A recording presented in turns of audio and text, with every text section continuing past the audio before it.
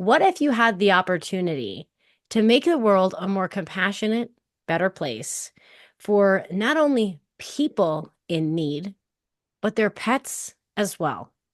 What might that look like? What kind of services might you provide simultaneously for pets and people in need?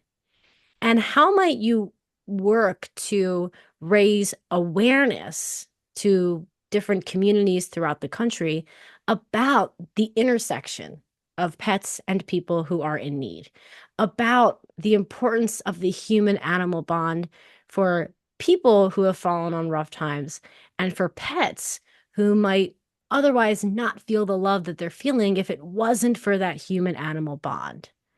These are some of the questions and ideas that we're going to explore today on the Street Dog Podcast, brought to you by the Street Dog Coalition. We are a national nonprofit providing free veterinary care and related services to pets of people experiencing or at risk of homelessness. I am your host, Daria Tavana, and I'm also the Director of Development at the Street Dog Coalition. And I may be a little biased, but I am so excited to introduce today's guest, Shannon Modec, our incredible COHMO Coordinator at the Street Dog Coalition. Shannon is about to graduate with her bachelor's in social work and a minor in ethnic studies. And by about to graduate, I mean like literally about to graduate. We'll get into that. She brings a deep commitment to social justice and equity to everything she does. With a deep passion for the human animal bond and a strong belief in the One Health model, Shannon is dedicated to making a meaningful impact on the pets and people that we serve at the Street Dog Coalition. Plus, she's, of course, an outdoor enthusiast and proud dog mom to two lovable fur babies. Shannon, I am laughing because you sound like everyone who works at the Street Dog Coalition.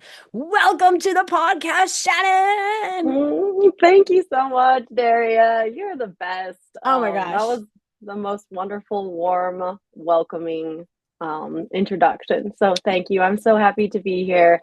I am such a fan. I was just telling Daria before we started that the Street Dog podcast is actually one of my all-time favorite podcasts, and I just feel so honored to be here. So thank you. Shannon, that's amazing. Every time you say that, like a little part of my soul just gets wings and feels great. So thank you for making me feel great. Thank you for making our audience and our supporters and everyone that you come in contact with feel a little bit more seen and felt and heard and supported. I feel like I've known you for much longer than I know you. So Agreed. right? Maybe in another life. Okay. But before I totally take us off on a different direction, Shannon, let's just like dive right in. Maybe you can share with us a little bit. I introduced you as the COHMO coordinator. Tell us a little bit about what COHMO means and a little bit about your journey to becoming the COHMO coordinator and what really drew you to this role. Yes. Well, thank you again. Yeah, let's give our audience a little bit of our lingo. COMO is stands for the Colorado One Health Mobile Outreach. So that's why we say COMO, COHMO. We could do a little dance. So the Street Dog Coalition was recently approved for some grant funding by the Colorado Department of Health, Public Health and Environment. And what they do is that they are granting us with the funding to provide a COMO clinic. So we're going to do at least a minimum of these two clinics, and you can kind of think of them like free healthcare fairs. These ones specifically are intended for families and individuals, pet owners and non-pet owners alike, experiencing like significant hardship at risk of losing their housing or unhoused. The grant and part of this whole COMO clinic is to actually, one of our main goals is to provide COVID-19 vaccine education, some outreach, access, and uptake among disproportionately affected populations, as kind of well as address some other vaccine barriers and hesitancy concerns. So the goal of the clinics is basically to expand and promote equitable access to opportunities and resources that impact individuals' community health. So kind of just an awesome opportunity to provide awesome care. It's really community led, community based, that are culturally effective and also linguistically appropriate. It's really important to consider that in these areas that we're really trying to focus on. So just kind of makes these COHMOs extra special. We're also providing free veterinary care for their pets, which is amazing, which is, the best thing about Street Dog. So we're also on the human side of things, striving to provide these really awesome services at these COHMO clinics for their animals. So trying to think of some really creative ideas, like things that they may not have, like free grooming. Let's take a look at their teeth. Let's talk about low cost dental. Just kind of give these pets like a little spa day too. So that's kind of what COHMO is in a little baby nutshell. Yeah. So, do you think you have any additional questions about do you want me to explain more about Oh COHMO God. or? I mean, I have a million questions, but Okay. I will start off with so what I'm hearing is that not only do you provide this incredible care from like vaccinations to pet care to dental work, I know sometimes haircuts, but Mm-hmm. you also provide this level of education, which I really Mm-hmm. appreciate. Like there's that old, if you build it, they will come. Mm-hmm. Sometimes people don't come to these types of fairs or events because they do have hesitation about vaccines. They do have Mm-hmm. hesitation about maybe authorities taking their pets away if they see that Mm-hmm. their pet has any kind of medical issue, which of course that's not what we do at all. So I really appreciate the fact that it seems like what we do with our Como clinics is not only do we provide the service, but we anticipate some hesitations that might kind of come up in the community and do our best to address those and speak the language of the people who we serve as much as possible. Is that something you've noticed? Absolutely. And I do believe that there is a distrust in the healthcare industry for these people, and rightfully so. So we want to provide that safe space, that welcoming space at these clinics, and just give them the access to this care, provide these any of the services. So I'm looking at stuff like mental health services, just regular health screenings. We can look at like your blood pressure. We can just talk. I am, like you said, I'm mentioning like showers. We're trying to get Yeah, laundry services, just this out of the box creative ideas to get these individuals, these families, and their pets the service that they deserve, because we all deserve basic human rights. So, absolutely. Oh my God. yes. Louder for the people in the back. Preach. In all seriousness, it's such a beautiful, you know, as someone myself, so I've never been to Como Clinic, but I have been to street dog clinics where we serve pets of people who are experiencing or at risk of homelessness. And services aside, I think just providing this safe space for individuals in need to just come, arrive as they are without judgment, be spoken to, like looked at in the eye, treated like the human being they are, Mm-hmm. uplifted, supported, and made to feel like an like an equal member of society. Like that in itself, I've seen just bring tears to the eyes of the pet guardians that we serve. Have you had an experience like that with a pet guardian at the Como Clinic where Yes, they are so grateful for the services, but they seem to just come alive when being spoken to like a human being. 1000%. Yes. I can think of many, many beautiful stories. Yes. But yeah, I think just stopping and just empathizing with what these people may be experiencing. How, especially for me, I really try to be aware of like my privileges and know that that may be not their experience. And so to just listen to them and just hug them, look at them in the eye, and just what can I do to help in this situation? So there are many, many beautiful stories I could tell. But yeah, I love to give hugs, so I always ask, "Can I give you a hug?" And sometimes that does actually just bring them to tears. It's just that human connection that's so important that I think we're lacking. So.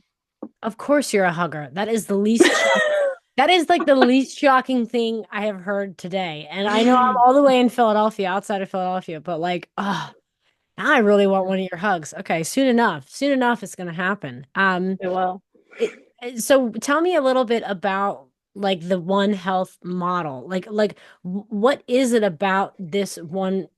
Maybe explain to our audience exactly again what is One Health and what is it about the One Health model that you're so passionate about? And how do you think this model can influence the future of your work with the Street Dog Coalition? yeah, I think one of the biggest draws for me about the One Health approach is just the recognition and value placed on the interconnection between all living beings, kind of like what we were just talking about, including our planet, which that's personally really important for me is the care for our planet and all living beings. So the One Health model is just like the awareness, the approach that we are all connected. We're just this ecosystem of life on this earth that just means we need to take care of one another. So we can't help one thing without helping the other. It's just really that interconnected piece that I really love. So we can't just exclusively focus on the One Health or the human health element, or just the animal aspect. So the One Health model really approaches them all together, which is something that I absolutely love. And when I kind of learned more about the One Health approach, I was just like, oh, I really love this. And this is very unique. I had never actually heard about it before. So I was just kind of like beaming with excitement that such a thing even existed, Right? as That a that person. like that like you don't have to choose between helping pets or people, right? Like Yes. I can do both. Yes. What we're talking about, humans and animals and the environment, I a kn- dream for I me. know. I know. I'm right there with you. Yeah. I Yeah. interrupted you with excitement, but continue. So yes, beaming with excitement and just like, wow, I can actually like incorporate this into a social work practice. So I hope that with this experience of being the COHMO clinic coordinator, I can just really learn about the scope of work on a macro level and how like that kind of lack of care that we see affects our systems. So again, everything is all connected, and how these systems or these lack of care really affects our communities. So being the como clinic coordinator will allow me to better see kind of the gaps in our systems Mm. and through the lens of how others experience these barriers. And I hope that this knowledge will make me a better advocate for my future social work endeavors.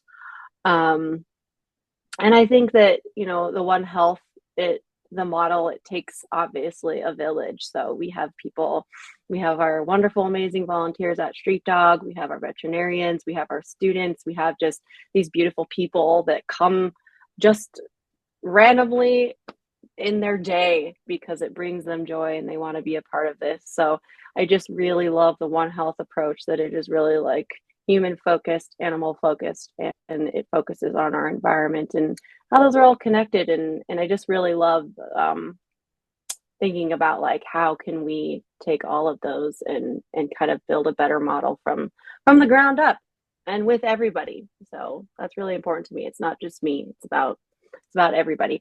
And I've just been so surprised at like an amazing and beautiful way. Like people have such creative ideas. So to be able to come together to use this One Health approach is just, I'm just in love with it. So, Yes, yes. And that's just so really well put. And I found that going about the treatment of our clients, and helping the individuals in our community, empowering them to care for themselves by showing up to these clinics, through this One Health model mhm, allows us to really like zoom out and really consider the way that us as humans impact our environment, impact the animals who, we share this earth with. And it creates this beautiful, I think, symphony of care, if you will, where love that. nothing, right? Where nothing exists in a silo, like nothing is Mhm, singular. Ultimately, our existence as human beings impacts the environment, impacts animals. So to be in this position where we know that, we understand that, and we're mhm, not constantly, um, you know, reactive, if you will. We're not mhm, constantly, um, you know, dealing with the human impact on the environment after it happens. Instead, we're really thinking about the environment when we make plans for what we do as humans, is just so cool. And I think, that level of intersectionality mhm. is the bedrock of our organization at the Street Dog Coalition. And I would just love to see like more of that in the world. Um, Me too. right? Do you have any power Yes. over that? Can you just like, I wish. I wish. Please, yes, yes. Okay, this is going to be our blanket policy. Okay, one health model. Sorry, that's what it is. yes, yes. And it's so interesting. Once, when I started working at the Street Dog Coalition, I knew all those things were interconnected, but I didn't realize, I guess a lot of like the public health implications of caring for pets of people who are living on the street, who are unhoused, and how by, me as someone who has a dog and who happens to live in a home at this time, Mhm, my dog's health is also dependent upon the health of the dog that belongs to my unhoused neighbor, right? Like mhm, I never I never stopped to think about that. We are mhm, walking the same streets. We are mhm, coexisting in the same environment, in the same neighborhood. So once you mhm, really start to think about the implications of public health, um, on ourselves in relationship to our unhoused neighbors and their animals, like, not not that I personally do what I do out of my own self-interest, but it is in my self-interest to care for the animals, and the people that happen to not have homes at this point in their lives. So I never stopped to think about that until I started working at the Street Dog Coalition. And I'm curious to know, what why do you believe this human animal bond is so essential for the pets and people that we serve? Like, what is there something that working at the Street Dog Coalition has opened your eyes up to in terms of the human animal bond and how essential it is? yes, absolutely. I completely agree. Even just to kind of echo what you said, like I really truly believe, and more every day after I see these people with their animals, and just thinking about the One Health model, that the health of our animals equals the health of our communities. So like if my pet is sick, I am in crisis. So I just love the approach, and that just dives straight into the human animal bond. It's Let me just back up and tell you like one of my very first stories with a Street Dog Coalition before, years ago. I actually met Katrina, our the Street Dog Coalition's executive director. We actually worked together in the same place, and that's how I originally heard about Street Dog Coalition. Was she was actually volunteering at that point because this was years and years ago. She told me about the amazing work you all do, and she had made a calendar of pets and their owners and at your Street Dog Coalition clinics. And then she also incorporated their stories into these calendars. So it was like this beautiful calendar that I still have, by the way. This was like 2017. I don't even know. It was so Oh my long ago, and gosh. I kept it forever because I thought it was the most beautiful thing. But it really opened my eyes. So it's this picture of this owner and their pet, and they're embracing each other. And sometimes the pictures weren't, it's just like you could see like the person hugging their pet, and it was like the back of their head and their animal, but you could see that embrace. And there were at least two stories of individuals that Katrina had captured of um, people who had suicidal thoughts. And if it weren't for their pets, they probably wouldn't be here. And so just reading those stories, I was just really captivated by the vulnerability that really just left off those calendar pages. These people were having mental health crisis, but the reason they're still living today was because the love they have for their pets. So they live for their animals. They take care of each other, and you can see that every single owner that comes in with their pet, you see it. They live for their pet.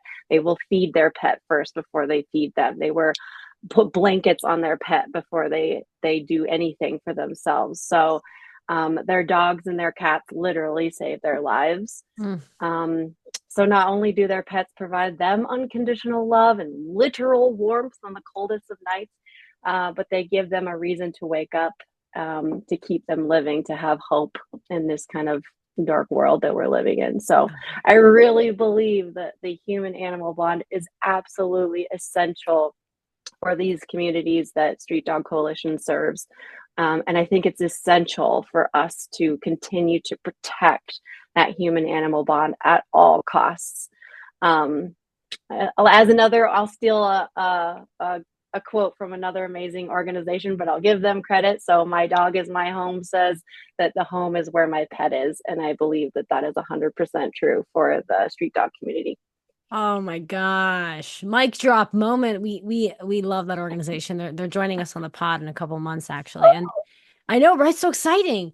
And there's like there just like if I wasn't worried about sound, I would have been clapping the whole time as you were talking right in this microphone. I had to literally restrain myself because it's so true. And at the end of the day, pets, regardless of your housing status, I think make us feel human, right? Mm-hmm. Pets make us, allow us to experience the full gamut of emotions from Mm-hmm. feeling respected, feeling supported, feeling loved. Also, when we lose a pet, we feel loss, we feel despair.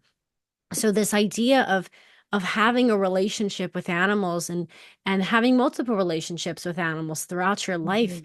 is in a world where our clients are often dehumanized simply because of their financial status or for a number of other reasons.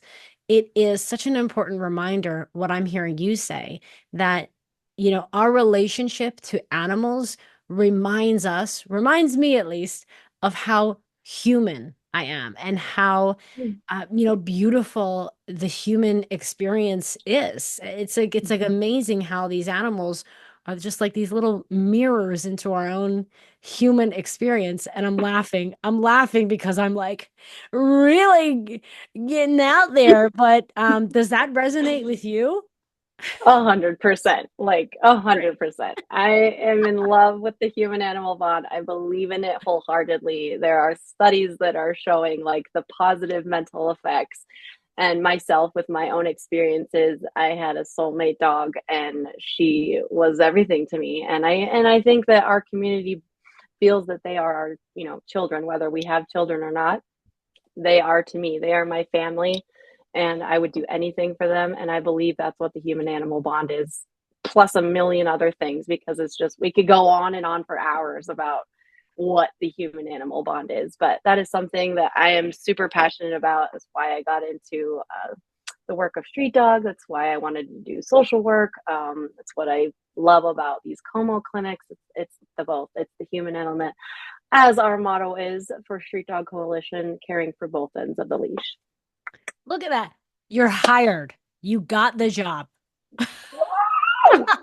Plot twist. This is the real job interview. Um, Plot twist. just kidding. I do not have that authority. Just kidding. You've rightfully earned this role, as it is very apparent. But yeah, Mhm. no, you said it best. We care for lives on both ends of the leash, and we do see that those lives are dependent upon one another.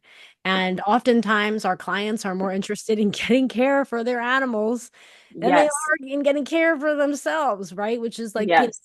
a whole different beast. But Yes. before I let you go, Shannon, I want to just hang out with you and be your best friend and talk to you for 10 hours. Me too. Right? Same. And I mean that so sincerely. But before I let you go, I'm gonna ask you one more question. Okay. This question is not a question that I had shared with you before. I just love randomly asking this question to guests, and you're the perfect guest for this question. So, if you had a billboard and the billboard was on a busy highway, near your Como clinic, what message would you put on that billboard? Whew. Dare you? I know, right? Didn't send you this question. Ooh.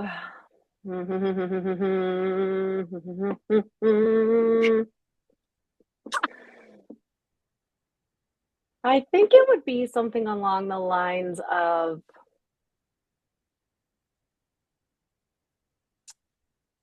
oh my goodness, this is a good one. The good one. Mhm.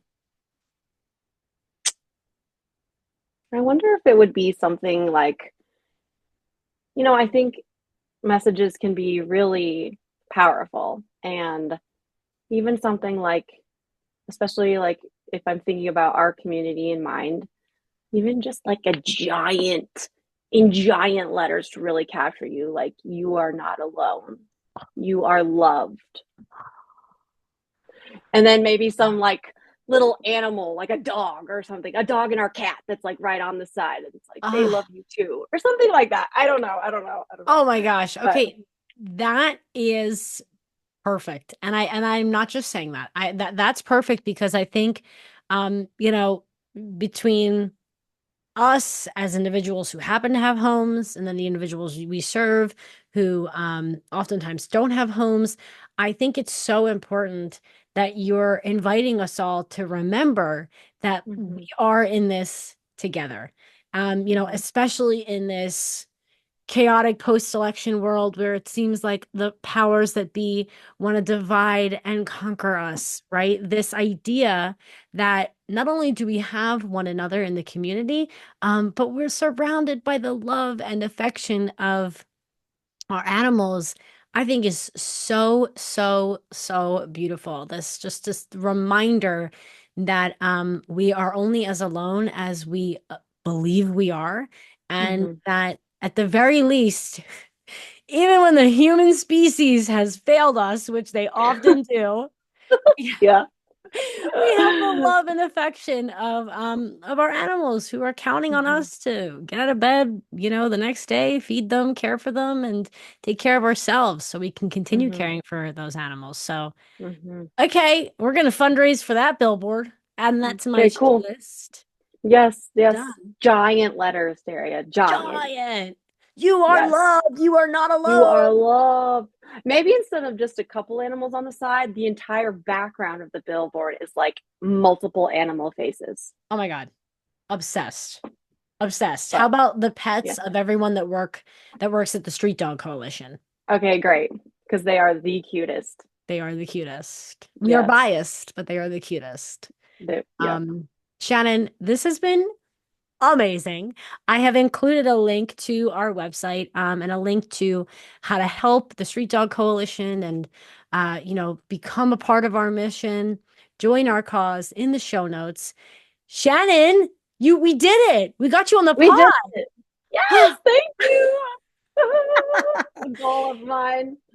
Yes, You and know, more information to come on the COHMO clinic. So yes. I'll let you know when we get more info on where those will be and how to figure it all out. Perfect, perfect, perfect. Yes, that's a great segue to the final thing I was going to say, which is simply to stay tuned for more information about our Como clinics. They are going to be a fantastic opportunity for our supporters to get involved, volunteer, come help us take photos of all the good feels in action. And of course, our clients, it's going to be, I think, a really big game changer for you, your health, the health of your pet, and of course, the health of our communities and our environment. Shannon, thank you, thank you, thank you for taking the time to chat with me today.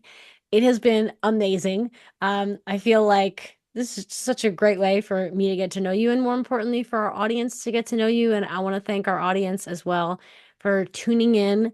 I think so much of us, so many members of our audience have so much going on in their lives, especially the holidays coming up. So the fact that you choose our podcast to listen to, everyone, really means so much to us and is a testament of your heart and your compassion for pets and people. So big thanks. Shannon, I'm already planning our next episode in my mind. Great.